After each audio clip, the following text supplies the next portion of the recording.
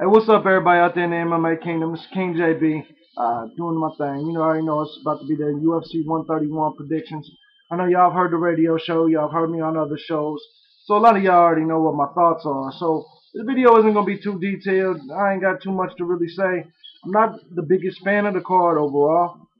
There's about 3 or 4 fights that I'm really interested in. But first of all, I want to give shout outs to my sponsors out there. Definitely. Uh, Inner Beast Sportswear. Love everything y'all doing.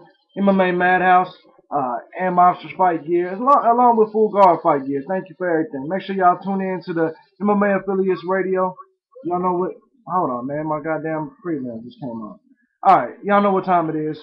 Like I said, man, make sure y'all tune into the radio show Sundays, Wednesdays, Thursdays. Man, we're keeping it live for y'all all the damn time. Real quick, I'm gonna go over the prelims. Just gonna give you all my predictions real quick. I think Darren Elkins is gonna win by TKO over Omagawa. Just recently saw Omagawa fight at actually UFC 76. He definitely can bring some excitement to the table. So don't count him out. So I got Elkins though, picking up his 12th win. Joey Beltran and Aaron Rosa in the heavyweight division. I got Beltran getting a surprise KO in this one in the second. He proved he could take an ass whipping in that fight with Pat Barry. Showed he was a soldier. Aaron Rosa, he's great. I think he's definitely has potential to win the fight, but he just hasn't met the competition that Beltran has. It's his debut, so we'll see what happens there. Featherweight fight. I think. Now, first of all, I like Jason Young. I became a fan as I watched him on a recent Ariel Helwani interview. But I think Poirier right now has the experience factor in some areas when it comes to big time fights. I think he's going to pull off a TKO win in the third. I think it definitely could be fight of the night, though. Nick Ring, James Head. I think Nick Ring's going to stay undefeated, move to 12-0. I think he's going to do it with a decision. I think the fight's going to be predominantly boring, to be honest. I'm just going to keep it real. Next up, we got Krzysztof Szynski and Mike Messenzio, whatever the fuck you want to call him. Bottom line, I think Krzysztof's going to get the TKO in the first. I was a lot more excited about this fight when it was Krzysztof and Igor. The reason I'm going so fast with this prediction video is, like I said, many of you guys have already heard my predictions. And to be honest, at 6 o'clock, these fights are about to start, so I'm not going to bullshit with y'all. Middleweight fight, Chris Weidman, I think is going to destroy Jesse Bonfeld. He looked really good in his last fight. I bet against him. I'm not going to do the same thing this time. I got Chris Weidman to be a decision. Lightweight fight, Sam Stout, Yves Edwards. Possibly fight of the night here, too. I think it's going to be a great fight. I think it's going to go to a decision. I think Yves Edwards is going to pull it off. I think right now he's actually looking better than he has a lot of times in his whole career. Sam Stout, don't get it twisted. He can pull a knockout. He's at home, and a lot of things could happen. Lightweight fight, Donald Cerrone. One of my favorite fighters. A very exciting fighter to watch. And Wagner Roca. I think Cerrone's going to pull off a decision. I think both of them have great jiu-jitsu. I think it's going to cancel each other out.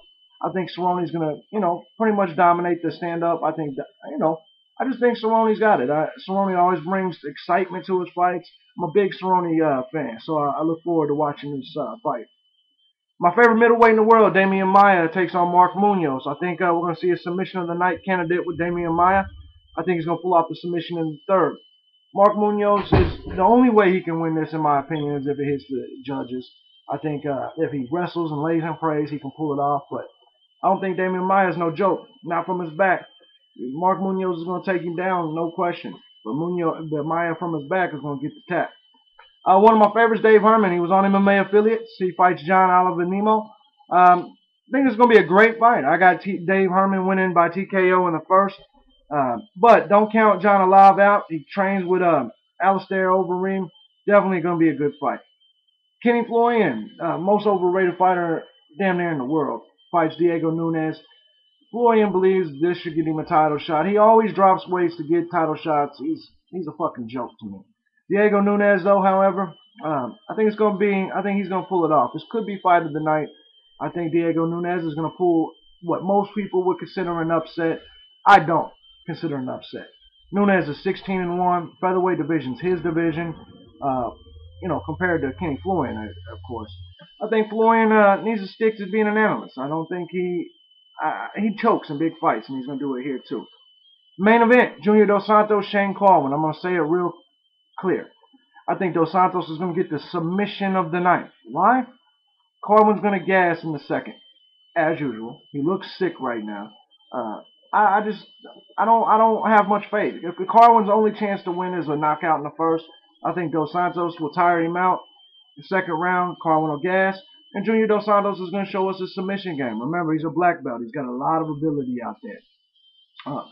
Definitely overall the card I'm not too excited about, but here we go. Let's go ahead and peep it out. I'm gonna be reporting everything on the site. Love y'all, King JB. I'm out.